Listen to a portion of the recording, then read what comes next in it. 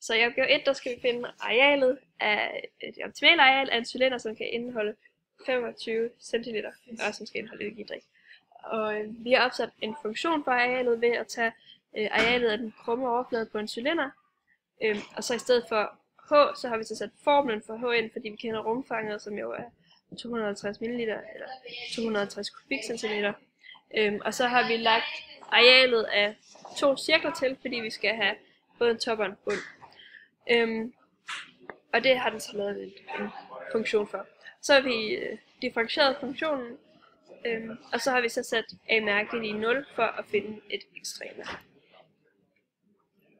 Så har vi bare taget A-mærke af 2 nærliggende værdier af 3,4, hvilket vi kan konkludere, at det er et minimum, og hermed er det minimale en radius på 3,4.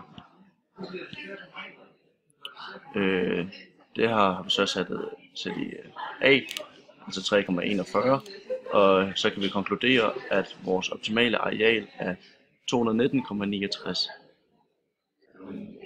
Yes, så er vi nået til vores opgave 2, og her har vi valgt at lave en energidrik, hvor vi har fokus på vores design, da det skal være et lidt anderledes design, og vores indhold har vi tænkt, at det skal være eksklusivt, så den adskiller sig lidt fra andre produkter. Vores flaske skal bestå af en terning, altså en firkant med en cylinder ovenpå. 400 af vores 500 centiliter eller milliliter skal kunne være i den her terning her.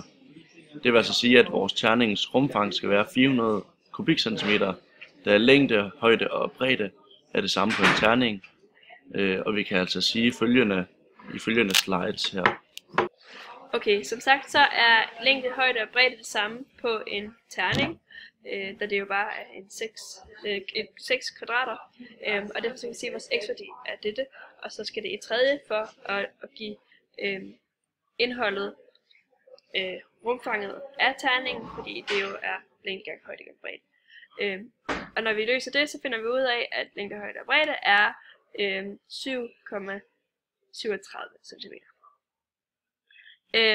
Og derfor så kan vi udregne overfladearealet ved at sige længde gange bredde, altså 7,37 i anden, gange 6, fordi der er 6 kvadrater. Og det bliver så 325,9. Når vi så har overfladearealet af terning, så skal vi selvfølgelig lægge cylinderens areal til, og vi vil gerne vide, hvad det optimale areal på den her er, når den skal kunne indeholde 100 ml, fordi terningen jo kunne indeholde 400 ml. Og her sætter vi radiusen som x, og så sætter vi formlen for h ind på vores plads. Og når vi gør det, så får vi en A-formel, der ser nogenlunde sådan her ud, ligesom den i opgave 1. Og den differentierer vi så, hvorefter vi så sætter A-mærket i 0, for at finde et ekstrema. Og når vi har gjort det, så kan vi se, at der er et ekstrema, som hedder 3,17.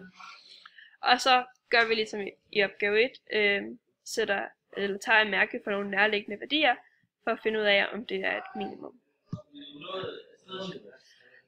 Så her har vi taget et mærke for 3 og for 3,2, og da 3 er faldende, mens 3,1 aftagende, mens 3,2 er voksende, så kan vi altså se, at vi har et minimum.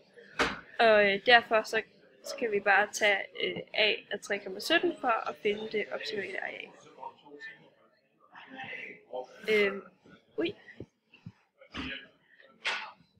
Og det har vi så gjort her, og der bliver det så 94,66.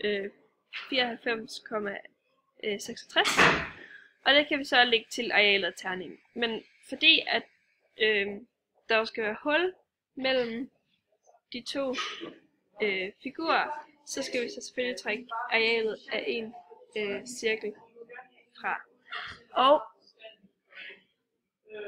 så har vi regnet arealet af en cirkel ud her, hvilket bliver 31,67, og det trækker vi så fra arealet af de to andre lakser. Og derfor så får vi et optimalt overfladeareal i alt på 388,99. Tusind tak for en flot matematisk præsentation af Camille. Som sagt så er der et lille fagligt samspil, hvor vi har valgt at lave noget afsætning i det.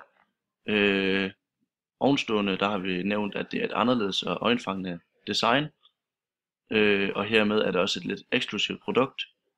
Slutbrugeren er B2C, men vi har valgt at sælge på B2B-markedet til supermarkeder med en vis struktur.